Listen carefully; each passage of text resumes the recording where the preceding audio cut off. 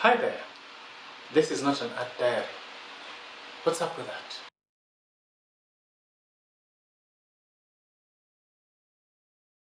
Now, since my next art diary is still some ways in the future, I thought I'd make a quick video to address an issue that may have affected other artists and should perhaps be of interest to those who are just starting out and are looking to buy a drawing tablet. Now, this has to do with the durability of your hardware, specifically wireless drawing tablets such as this.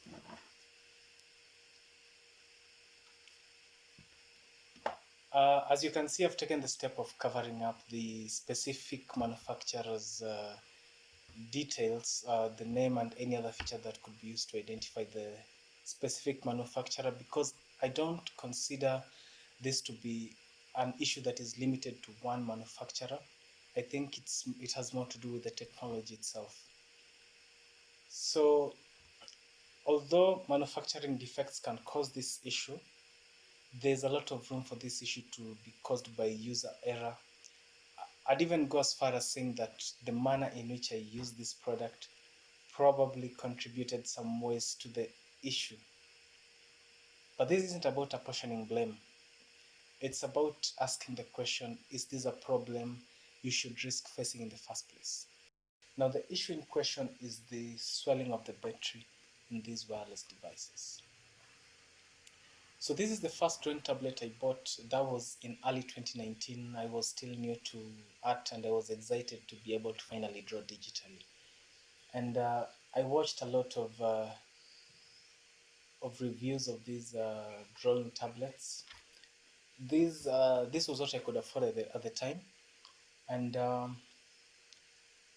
after watching a lot of reviews, I went for this because it was being hailed as a comparable option to the Wacom Intuos Pro. And from my own experience, I'd say that I've never used the Wacom Intuos Pro, but I don't see how it can be better than this. In terms of functionality, this was everything I needed at the time. So the Wacom Intuos Pro is considered to be the gold standard. For this to have been compared to it, that was a big deal, considering it was almost, at the time, it was around $150 cheaper.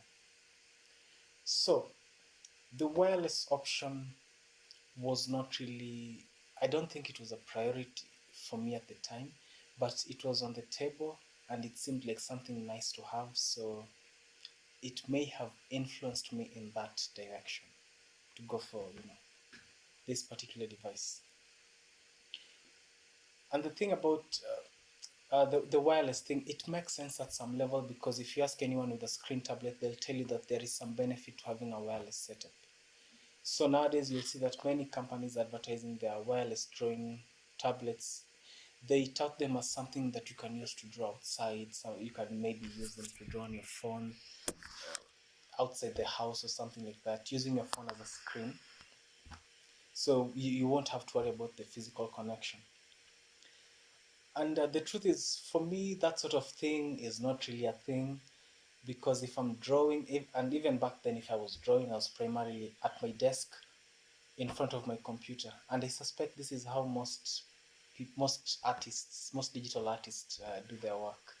So this idea that having a wireless tablet would suddenly enable me to draw everywhere, seated somewhere, reclined on a sofa, just taking it easy, it's not really a thing. It seems nice, but the reality is posture is such a big issue when you're drawing that if you're not in a certain posture, it gets uncomfortable in minutes.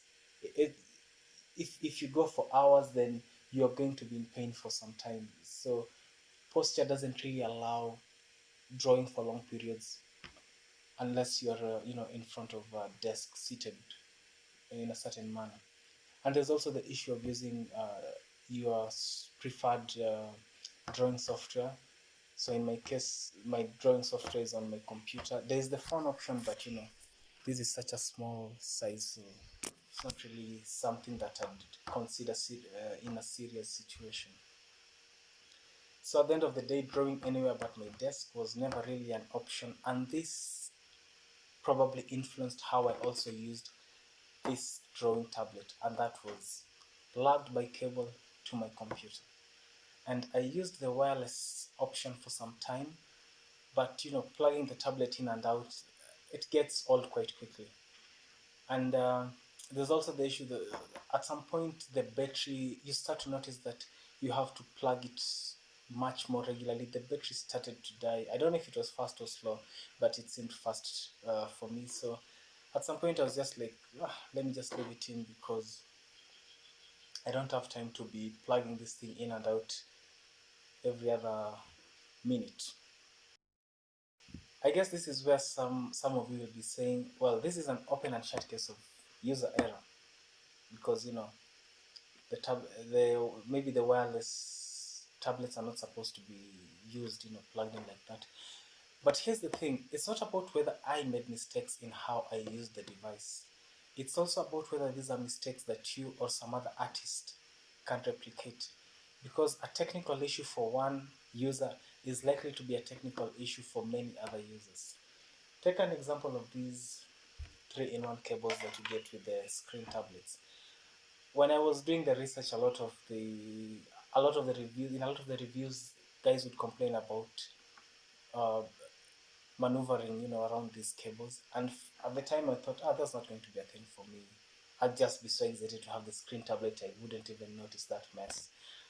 I notice it, and you will notice it too if you ever get that type of device. It's a small thing, but it's there. So if this was an issue for me, it's probably going to be an issue for somebody else. So this brings me back to my original question. Is this even a problem that you should risk facing in the first place? So I don't know if it's worth the risk for you, because I don't want to presume to know how you draw. Maybe you are the kind of artist who likes to draw on on their phone. Maybe you are the kind of person who's actually comfortable drawing reclined on a sofa, something like that. But I have a suspicion that this is not really a thing for many artists who are seriously working towards being semi-professional or professional artists at some level. So I have a drawing tablet here that is functioning quite well, and yet I can't use it because the battery that powers the feature I didn't really need and I didn't really use that much is now damaged and could even catch fire or explode or something like that. So in fact, I'd like to figure out a way of removing this battery so that the device can remain usable. But I also don't want to go about it carelessly, because lithium ion batteries are dangerous. So unfortunately, many people would consider this to be the end of this tablet, and it's a shame for a product that still performs its primary function perfectly to end up in a landfill because of an auxiliary feature. For a long list of reasons, this issue with the lithium ion batteries is not something that I'd say is limited to this particular manufacturer, this particular type of device. It's just something that happens when you with the wireless devices. We saw the same thing with the Samsung Galaxy phones, and I don't know, I guess I may have seen it with some laptop at some point, can't really remember. So if you're going for a wireless drawing tablet, it will likely come with this type of battery. And with this type of battery, there's that risk that if the battery ages or has some manufacturing defect, or is just damaged in some other way, that battery could swell or worse. And you really now have to ask yourself, is this wireless feature that big a deal for you? Is it something that is it something you need, or something that is just nice to have? Because if it's something that is just nice to have, it would be a shame for that to compromise a functioning drawing tablet.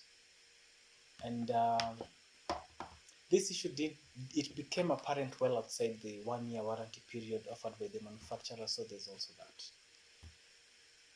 Thanks for watching, and I hope that this will help someone make a better buying decision. Peace.